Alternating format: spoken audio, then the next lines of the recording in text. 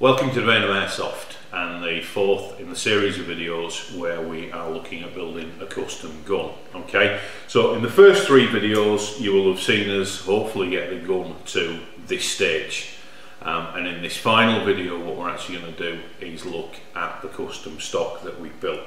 Okay, hopefully from one of the previous videos you'll remember this. I'm going to take this.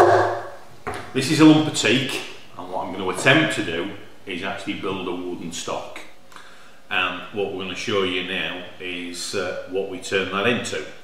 Now, as I said in the previous video, I'm no woodworking expert. I know nothing about woodwork, so this really has been a bit of an eye-opener for me, and it's certainly been a real trial and error.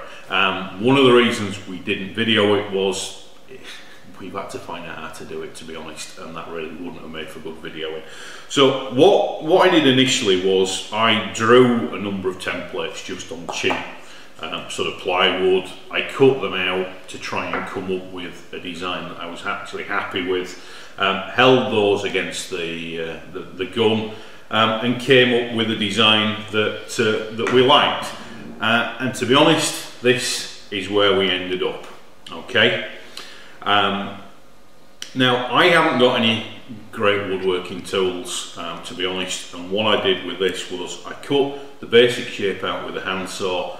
The rest of it I actually used a 4-inch angle grinder with a sanding disc on, and cut the shape using that, and then just some sandpaper to finish it off. So I'm actually really pleased with this. There's probably woodworkers out there are turning over at the thought of how I came up with it, but look, you know, it worked. I'm quite happy with it. Okay, couple of problems that I encountered whilst trying to do this was, one, when you actually attach the stock on to the gun, there was nothing to stop it rotating.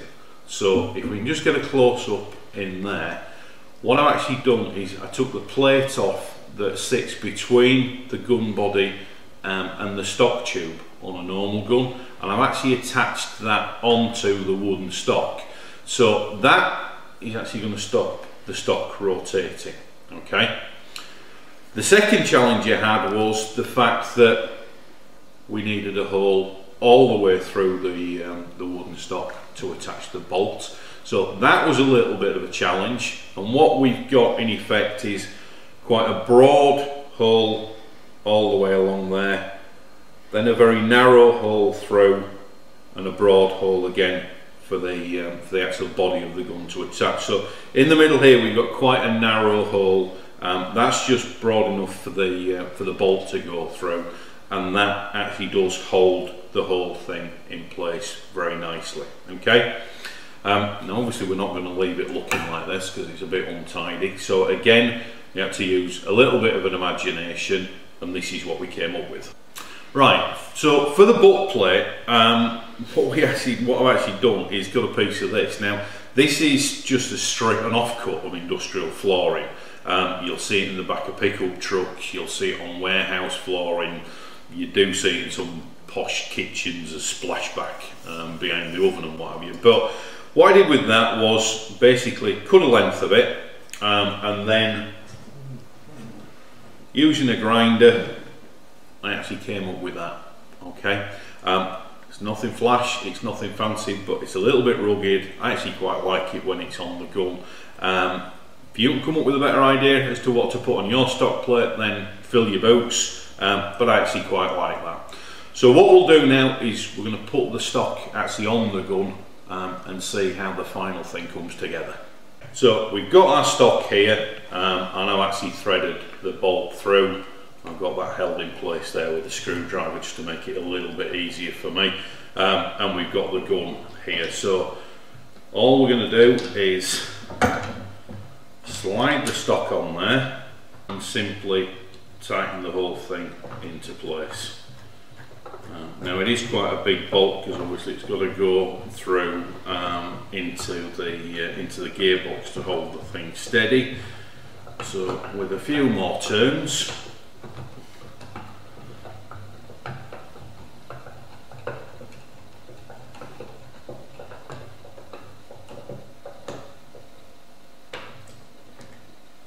there there you have it. Okay, so that's the stock in place. We'll now put the base plate on, and the gun's pretty much finished. That's the stock butt plate in place. Okay, as you can see, trimmed it off so it fits exactly onto the stock, and nothing fancy, just countersunk, a couple of screws on there.